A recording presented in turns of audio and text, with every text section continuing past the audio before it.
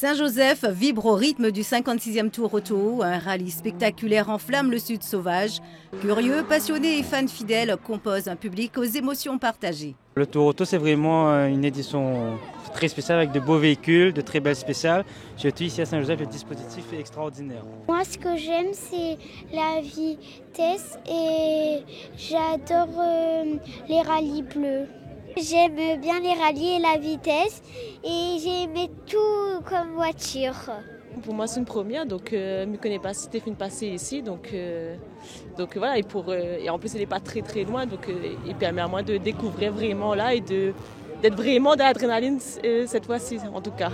Depuis qu'ils ont mis en place, en tout cas sur Saint-Jean, cette super spéciale là, et ben oui, ça vaut le coup d'y être. On a l'impression d'être dans un grand rallye de championnat du monde, comme on rallie les gens en Italie.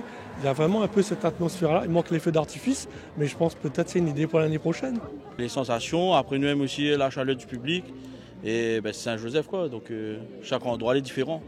À quelques minutes du top départ, la concentration est à son maximum pour les pilotes qui connaissent très bien cette spéciale, très exigeante, sinueuse, longue avec de nombreux changements de rythme.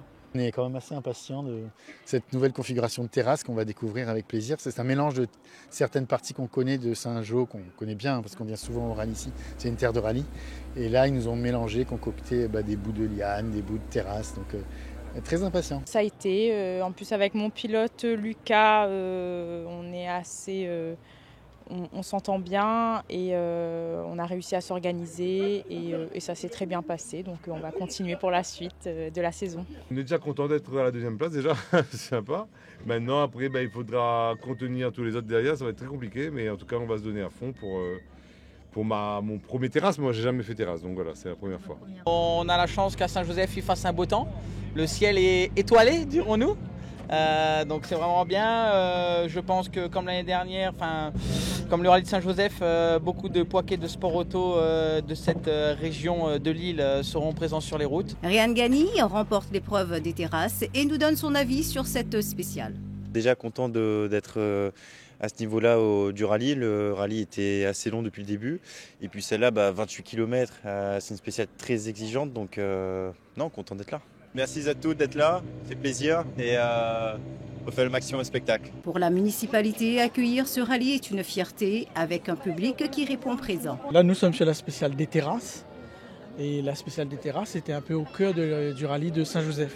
Et là, pour la première fois, le Tour Auto, elle a inscrit dans son programme cette spéciale des terrasses qui est très demandée. À mon avis, ça va être le cœur du Tour Auto. Donc les spectateurs et les pilotes l'apprécient énormément. Et nous, c'est un petit peu un honneur pour nous que nous fait la Ligue de Sport Auto et l'ASA. À Saint-Joseph, le 56e Tour Auto séduit un public passionné, emporté par l'intensité des courses.